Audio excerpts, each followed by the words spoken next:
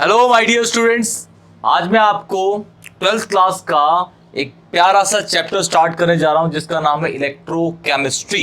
Electrochemistry basically होता क्या है, कोई भी केमिकल एनर्जी जब इलेक्ट्रिकल एनर्जी में कन्वर्ट होती है या फिर कोई भी इलेक्ट्रिकल एनर्जी किसी केमिकल एनर्जी के अंदर कन्वर्ट करती है तो उसे बोलते हैं हम क्या, इलेक्ट्रोकेमिस्ट्री। और ये सारा का सारा रेडॉक्स रिएक्शन पे बेस होता है। रेडॉक्स रिएक्शन सबको पता होगा, रेडॉक्स में red for reduction and ox for oxidation. जिस जगह पे रिडक्शन होता है वो जगह हमेशा गेन ऑफ इलेक्ट्रॉन की साइड होती है एंड वो कैथोड होता है। क्या होता है? कैथोड। और जिस जगह पे ऑक्सीडेशन होता है वहां पे इलेक्ट्रॉन का लॉस होता है और वो हमेशा होता है एनोड। क्लियर? तो सबसे पहले स्टार्ट करते हैं। इलेक्ट्रोकेमिस्ट्री एक फिजिकल केमिस्ट्री का पार्ट है, फिजिकल केमिस्ट्री जिसमें न्यूमेरिकल पोर्शन होते हैं। चलिए पहले स्टार्ट करते हैं। इलेक्ट्रोकेमिस्ट्री चैप्टर, नई बुक के अकॉर्डिंग चैप्टर 2 होगा। नया जो सिलेबस है, नई जो बुक प्रिंट हुई है उसके अकॉर्डिंग चैप्टर 2 है और पुरानी जो बुक है उसके अकॉर्डिंग चैप्टर 3 है। इलेक्ट्रोकेमिस्ट्री सबसे पहला पॉइंट, कोई भी केमिकल एनर्जी जब इलेक्ट्रिकल एनर्जी में कन्वर्ट होती है या फिर इसका वाइस वर्सा, इलेक्ट्रिकल एनर्जी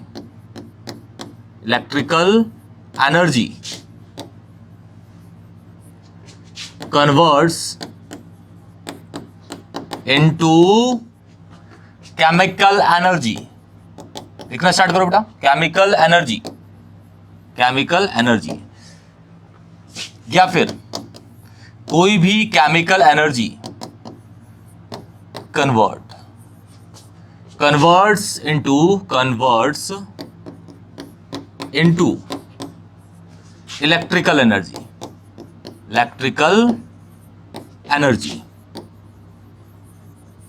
उसे बोलते हैं इलेक्ट्रोकेमिस्ट्री। ठीक है, इलेक्ट्रोकेमिस्ट्री। और ये पूरा का पूरा जो है ये रेडॉक्स रिएक्शन पे बेस होता है। किस पे? Redox reaction. अच्छा, जो रेडॉक्स रिएक्शन है, रेडॉक्स रिएक्शन के अंदर ये वर्ड है रेडॉक्स। रेडॉक्स रिएक्शन के अंदर दो पार्ट हैं, एक होता है रेड, एक होता है ऑक्स। ठीक है, red and ox. Red for reduction होता है, clear? And ox for oxidation होता है। क्या होता है?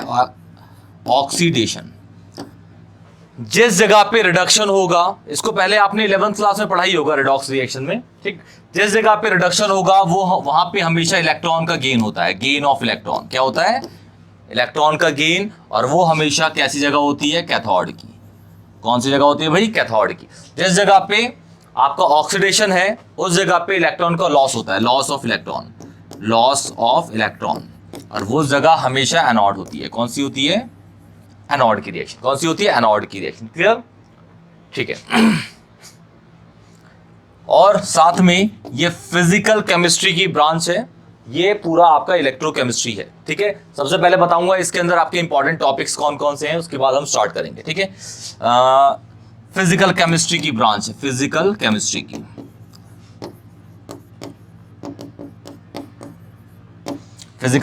की ब्रांच है। ठीक है ना, ब्रांच ऑफ फिजिकल केमिस्ट्री, इसको लिख लीजिए।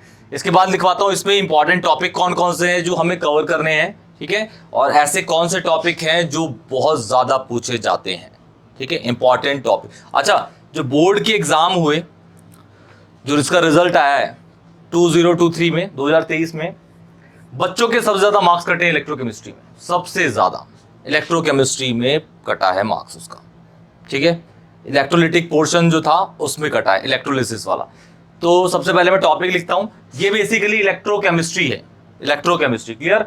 कोई भी इलेक्ट्रिकल एनर्जी जब कन्वर्ट होती है केमिकल एनर्जी में, या फिर कोई भी केमिकल एनर्जी कन्वर्ट होती है इलेक्ट्रिकल एनर्जी में, जैसे मैं आपको बताता हूं। सपोज कहते हैं, देखिए ये एसी का रिमोट है, इसके में से ना एक मैं बैटरी निकाल लेता हूं। ये आपको बैटरी दिख रही होगी, इसमें बैटरी, ठीक है, सेल दिख रहा होगा इसमें। ये सेल है, सेल के अंदर सेल के दो पोर्शन होते हैं, सेल के दो पोर्शन है, एक होता है एनोड, एक होता है कैथोड, और बीच में इसके एक इलेक्ट्रोलाइट फिल होता है। इलेक्ट्रोलाइट क्या होता है? इलेक्ट्रोलाइट। अगर आप उसको फोड़ के देखोगे ना तो उसमें इलेक्ट्रोलाइट फिल होता है। वो इलेक्ट्रोलाइट क्या करता है? इलेक्ट्रोलाइट है तो ऑब्वियसली केमिकल है। वो केमिकल एनर्जी किसी सर्किट के साथ लगती है तो वो उसमें इलेक्ट्रिकल एनर्जी बना देती है। इसी को हम पढ़ रहे हैं यहाँ पे इलेक्ट्रोकेमिस्ट्री के अंदर। देखा है ना आपने? उस बैटरी को अगर आप किसी वॉच में लगाओ, घड़ी की जो घड़ी लगी होती है दीवार पे, दीवार घड़ी पे लगाओ तो रोटेट करती है उसकी सुई। मतलब क्या हुआ कि एक केमिकल एनर्जी की बैटरी को मैंने एक्सटर्नल सर्किट में लगाया जो उस घड़ी का था, तो घड़ी रोटेट करने लगी। मतलब उसके अंदर क्या आ गया? इलेक्ट्रिकल एनर्जी प्रोड्यूस हो गई। क्लियर? ठीक। And vice versa. और रेडॉक्स रिएक्शन आपको दिख रहा है, दो पोर्शन होते हैं, एनोड कैथोड। कैथोड पे हमेशा क्या होता है? गेन ऑफ इलेक्ट्रॉन रिडक्शन और oxidation loss of electron anode. ये दोनों अलग अलग कैटेगरीज है। क्लियर? तो चलिए स्टार्ट करते हैं। सबसे पहले इसके मेन टॉपिक्स देख लेते हैं। क्लियर? ओके।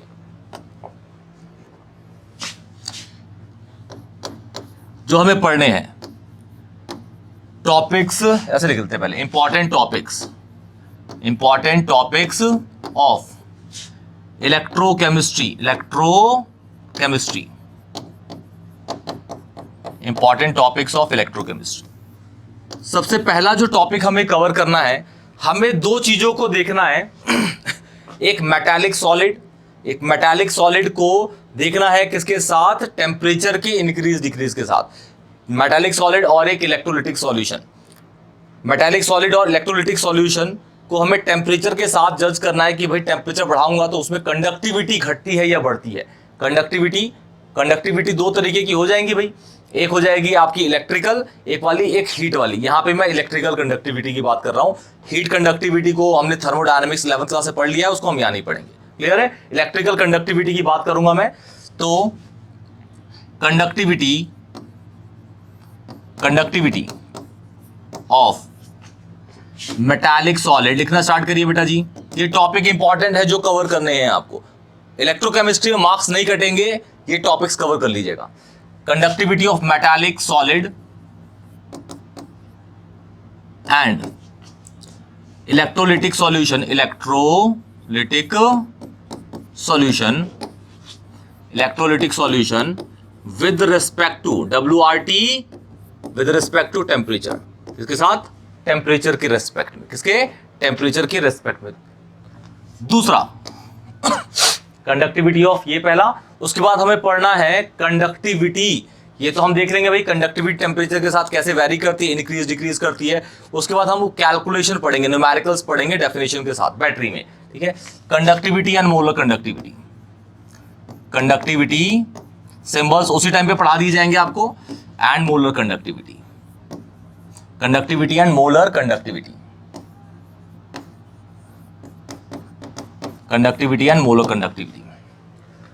थर्ड आपको पढ़ना है क्या?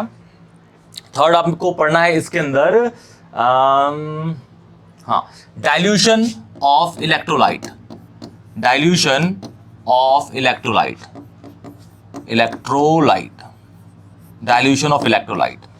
और इलेक्ट्रोलाइट कौन कौन से? डाइल्यूशन मतलब पानी डाल के चेक करना है भाई उसकी कंडक्टिविटी घटेगी या बढ़ेगी। डाइल्यूशन ऑफ इलेक्ट्रोलाइट कौन कौन से? Strong and weak. दो ही तरह के इलेक्ट्रोलाइट होते हैं, strong and weak electrolyte. Strong and weak. Fourth हमें पढ़ना है कॉलरॉश लॉ। क्या पढ़ना है? कॉलरॉश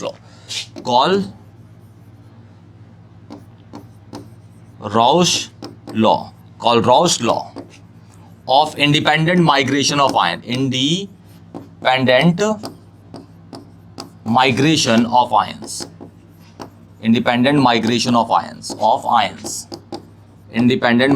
ऑफ आयन। ठीक है? फिफ्थ आपको पढ़ना है इलेक्ट्रोड पोटेंशियल।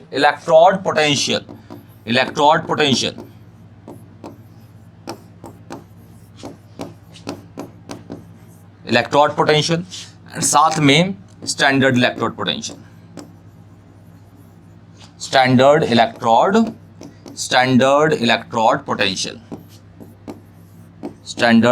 पोटेंशियल। ये आपकी गैल्वेनिक सेल, लेक्लांचे सब इसी के अंदर कवर हो जाएंगी। स्टैंडर्ड इलेक्ट्रोड पोटेंशियल, इसको कहते हैं हम ई सेल, इस वाले को ई सेल कहते हैं, एंड इस वाले को बोलते हैं E cell naught, standard for naught. Clear है? सिक्स्थ, ये पढ़ने के बाद हमें एक सबसे इंपॉर्टेंट टॉपिक जो कंफर्म बोर्ड के एग्जाम्स में आता है, उसे कहते हैं नर्स्ट इक्वेशन। नर्स्ट इक्वेशन पढ़ी होगी बेटा आपने, आप लोगों ने पढ़ी है नर्स्ट इक्वेशन? नहीं, Nernst equation, Nernst equation confirm है भाई। नर्स्ट इक्वेशन ये सबसे इंपॉर्टेंट पार्ट है इलेक्ट्रोकेमिस्ट्री का, जो कंफर्म आएगा, कंफर्म 100% आता है नर्स्ट इक्वेशन। नर्स्ट इक्वेशन पढ़ने के बाद आपको नर्स्ट इक्वेशन को, ये अभी जो नर्स्ट इक्वेशन है ये किसके लिए है? फॉरवर्ड रिएक्शंस के लिए। किसके लिए? Only for forward reaction. ठीक है, उसके बाद फॉरवर्ड रिएक्शन के बाद नर्स्ट इक्वेशन को हम इक्विलिब्रियम के साथ पढ़ते हैं, इक्विलिब्रियम रिएक्शन पे। नर्स्ट इक्वेशन किस पे? Equilibrium, equilibrium reactions, equilibrium reaction. ये 7 है टॉपिक, पहले इनको लिख लीजिए। डन। फिर 8 आता है आपका नर्स्ट इक्वेशन को गिब्स फ्री एनर्जी पे चेक करना है। किस पे देख के चेक करना है? गिब्स फ्री एनर्जी पे, उसकी रिलेशन। ठीक है,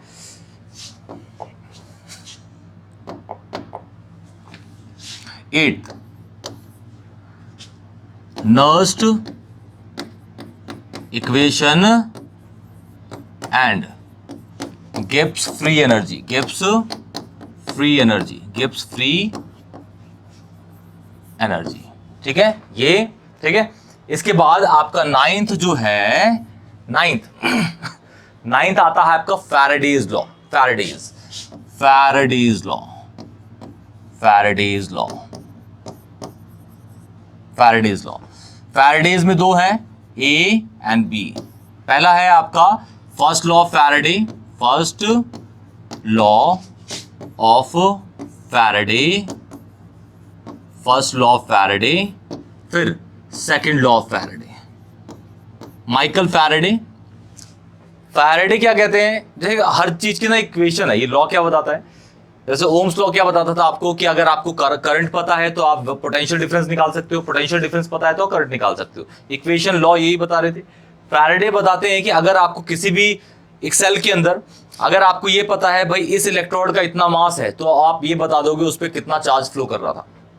मास और चार्ज का रिलेशन बताता है। मास पता है तो चार्ज निकाल सकते हो, चार्ज पता है तो मास निकाल सकते हो। ये फैराडेज बोला, माइकल फैराडे। ठीक है, second law of Faraday, second law of Faraday. इन सबको लिख लीजिए बेटा, तो स्टार्ट करते हैं।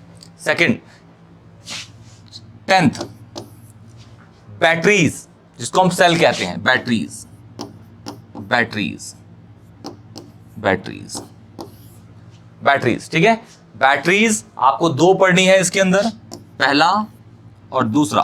पहला आपको पढ़ना है primary battery, primary battery. Primary battery में 2 आते हैं,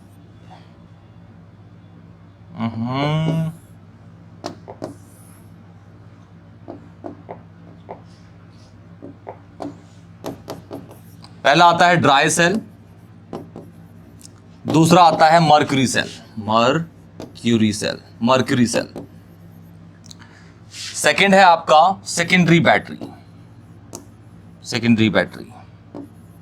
सेकेंडरी बैटरीज कौन से होते हैं भाई? अच्छा, प्राइमरी ऐसी बैटरीज होती हैं जिसको एक बार यूज कर लो तो वो डेड हो जाती है। जैसे ये घड़ी है, घड़ी के अंदर जो बैटरी लगी होती है, एक बार ये साल भर चली, साल भर चलने के बाद ये डेड हो गई, तो दोबारा उसको चार्ज करके लगा नहीं सकते, तो ये होगी प्राइमरी। सेकेंडरी बैटरीज कौन सी होती है? सेलफोन की बैटरीज होती हैं जो रिचार्ज, इसको चार्ज कर सकते हैं दोबारा हम। क्लियर है? तो प्राइमरी बैटरी एक बार यूज करके फेंक दो, फिर नई लेके आओ, लगा दो। सेकेंडरी कौन सी होती है? जिसको हम रिसाइकिल में यूज कर सकते हैं। ठीक है ना, चार्ज करके, इनपुट करके।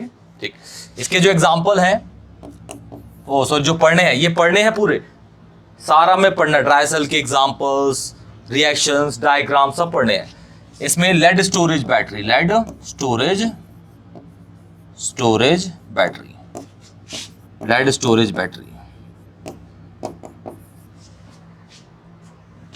सेकंड है nickel cadmium battery, nickel cadmium battery, nickel cadmium battery. ठीक है, अच्छा, ये खत्म होने के बाद एक और बैटरी आती है, उसे कहते हैं, वो ना प्राइमरी में है ना सेकेंडरी में, वो अलग ही है, उसे कहते हैं फ्यूल सेल। क्या कहते हैं? Fuel cell, fuel cell, fuel cell. अच्छा, ये खत्म होने के बाद बैटरी पूरा खत्म। तो 11th और लास्ट टॉपिक है इसके अंदर, उसे कहते हैं कोरोजन, कोरोजन, कोरोजन। ठीक है, जंग लगना। ठीक है, जो कोरोजन होता है वो 3 तरीके के फॉर्म होते हैं, ऑक्साइड, कार्बोनेट और सल्फेट होते हैं। ठीक है, अलग अलग तरीके के। जैसे लोहा है, लोहे पे आपका रेडिश ब्राउन कोरोजन होता है ना, रेडिश ब्राउन तरीके का होता है। चांदी पे काला पड़ जाता है, तांबे पे हरे कलर का हो जाता है ना। ये सारे आपको पढ़ने हैं। तो ये सारे टॉपिक है इसके अंदर। क्लियर? क्लियर? ठीक, तो चलिए स्टार्ट करते हैं। अब सबसे पहला टॉपिक इसके अंदर वो है हमारा, जो हमने देखा था, इसे मिटा दो पहले। देखिए, सबसे पहला टॉपिक है कंडक्टिविटी। स्टार्ट करिए। Conductivity of metallic solid, metallic solid and electrolytic solution, electrolytic solution with respect to WRT, temperature. किसके साथ? टेम्परेचर के साथ। 2 पढ़ने हैं हमें। एक पहला वाला स्टार्ट करते हैं भाई, मेटालिक सॉलिड की टेम्परेचर के साथ कंडक्टिविटी। टेम्परेचर बढ़ाएंगे तो उसकी कंडक्टिविटी घटेगी या बढ़ेगी? क्लियर? तो सबसे पहला स्टार्ट करते हैं conductivity, metallic conductivity, metallic solid की कंडक्टिविटी है ना, सॉलिड की।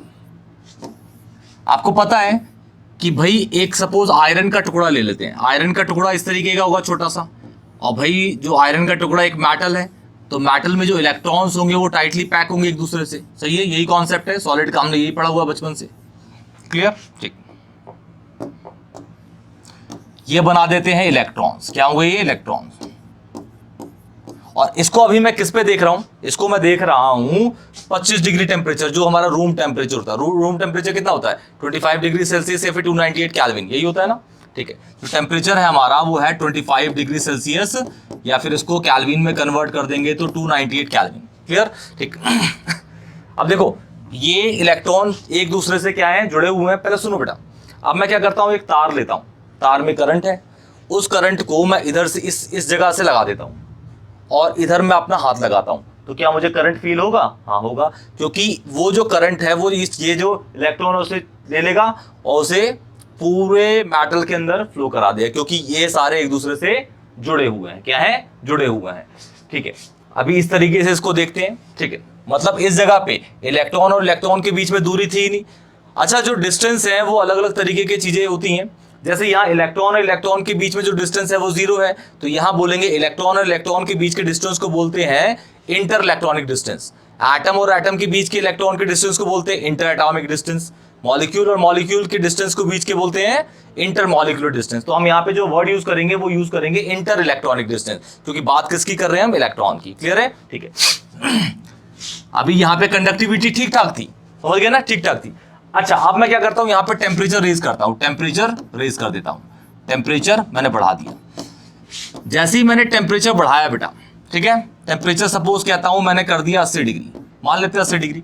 80 डिग्री करते ही अगर मैं सपोज, जैसे अगर ये आयरन है, आयरन जो होता है वो 1200 डिग्री पे मेल्ट हो जाता है। आयरन जो होता है, हर चीज का एक मेल्टिंग पॉइंट होता है। ठीक है, ये जो पिघलेगा ये 1200 डिग्री पे पिघलता है लोहा, लेकिन हम इतना टेम्परेचर नहीं ले रहे। अगर इसको मैं 1200 डिग्री पे रख दूं तो ये किस में कन्वर्ट हो जाएगा? लिक्विड में। तो लिक्विड में एक इलेक्ट्रॉन और दूसरा इलेक्ट्रॉन दूर दूर हो जाएंगे एक दूसरे से, क्योंकि प्रॉपर्टी हमने पढ़ी है। सॉलिड में इलेक्ट्रॉन एक दूसरे से पास पास होंगे, लिक्विड में थोड़े दूर दूर होंगे, और गैस में थोड़े और दूर दूर होंगे। तो इसको मैंने टेम्परेचर बढ़ा के 80 कर दिया, मान लेते हैं 1200 ना करके 80 डिग्री कर दिया। 80 डिग्री करते ही ये इलेक्ट्रॉन इलेक्ट्रॉन के बीच में जो दूरी थी, जिसको हम बोल रहे हैं इंटर इलेक्ट्रॉनिक डिस्टेंस, वो बढ़ जाएगी। क्या हो जाएगी? बढ़ जाएगी। मतलब जो इलेक्ट्रॉन है पहले ऐसे चिपके हुए थे, अब कहीं कहीं चिपके होंगे, कहीं कहीं नहीं होंगे। समझ आया क्या कर रहा हूं मैं? जैसे ही टेम्परेचर बढ़ाया आपने, जैसे ही आपने टेम्परेचर इसका बढ़ाया, इलेक्ट्रॉन्स के बीच की दूरी, इंटर इलेक्ट्रॉनिक डिस्टेंस क्या कर गया? बढ़ गया। आप बताइए कि भाई यहां पे मैं करंट लगाता हूं, सपोज एक वायर लेता हूं जिसमें करंट है और इस इलेक्ट्रॉन पे सपोज टच कर दिया, ये इसको फॉरवर्ड करेगा क्या? नहीं करे। क्यों? क्योंकि इसके बीच में इंटर इलेक्ट्रॉनिक डिस्टेंस बढ़ गया। समझ आया? तो टेम्परेचर बढ़ाने से कंडक्टिविटी घटी की बढ़ी? घट गई, है ना। तो as the temperature increases conductivity of a metallic solid decreases. Clear? Reason behind it सबसे पहले ऐसे लिखते हैं, ठीक है। As the temperature of metallic solid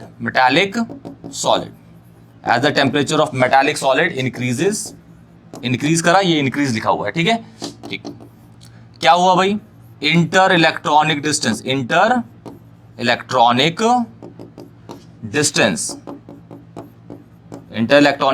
between electron and electron increase, सही है। तो कंडक्टिविटी ऑफ मेटालिक सॉलिड क्या होगी बेटा? मेटालिक सॉलिड डिक्रीज, है ना बेटा। तो यही तो पढ़ रहे थे हम। कंडक्टिविटी चेक कर रहे हैं पहले इसकी, किसके साथ? टेम्परेचर के साथ। अब दूसरे केस में किसके साथ करेंगे? इलेक्ट्रोलिटिक सॉल्यूशन का। पहले से नोट करो फटाक से।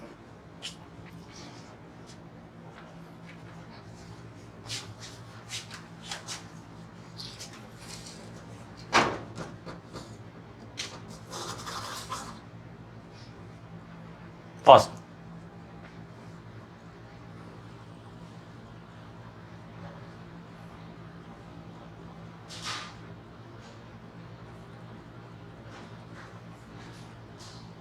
अब दूसरा स्टार्ट करते हैं इलेक्ट्रोलिटिक सॉल्यूशन की कंडक्टिविटी टेम्परेचर के साथ। इलेक्ट्रोलिटिक सॉल्यूशन सबको पता है क्या होते हैं। पानी के अंदर नमक डाल देना, NaCl। तो पानी के अंदर नमक डालते ही NaCl ना रह के वो हो जाता है Na+ और Cl नेगेटिव, क्योंकि वो आयंस में ब्रेक हो जाता है। किसके में ब्रेक हो जाता है? आयंस के अंदर वो ब्रेक हो जाता है। क्लियर है? तो दूसरा स्टार्ट करते हैं फटाक से हम बेटा।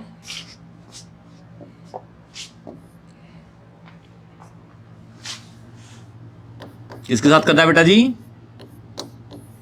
किसके साथ? इलेक्ट्रोलिटिक सॉल्यूशन ना, इलेक्ट्रोलिटिक सॉल्यूशन के साथ।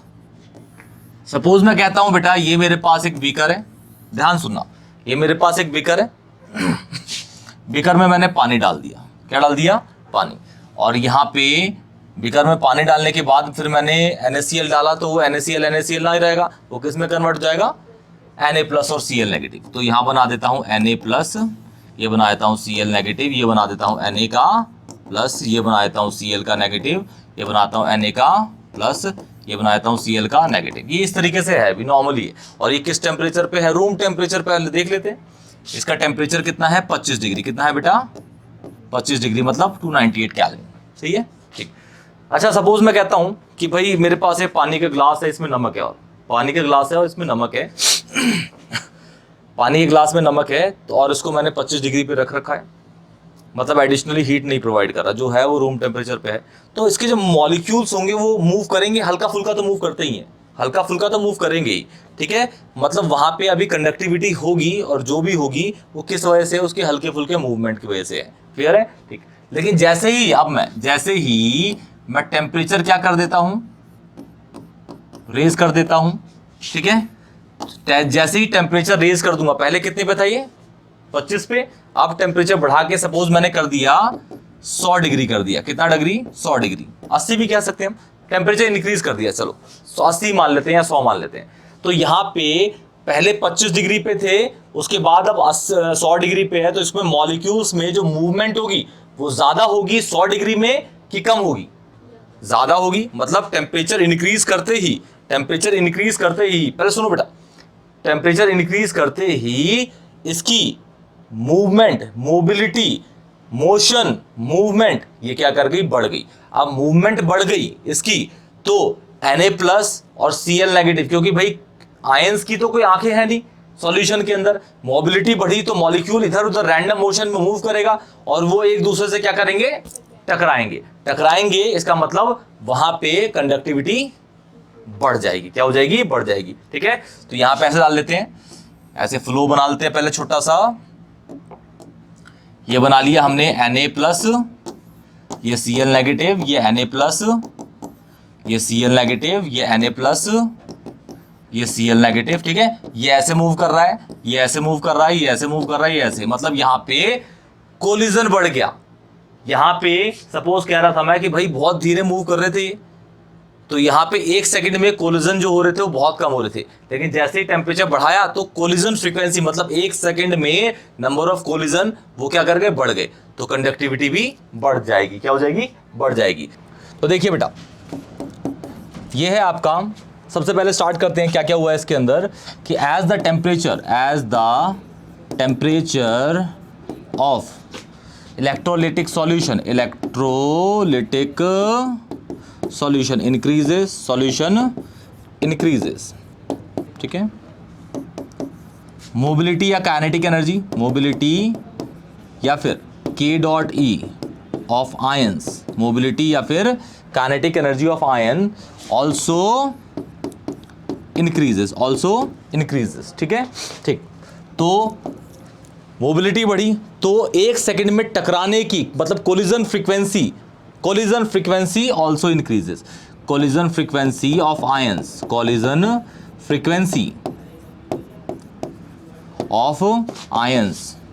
Also increases, collision frequency of ions also increases, it means क्या, conduct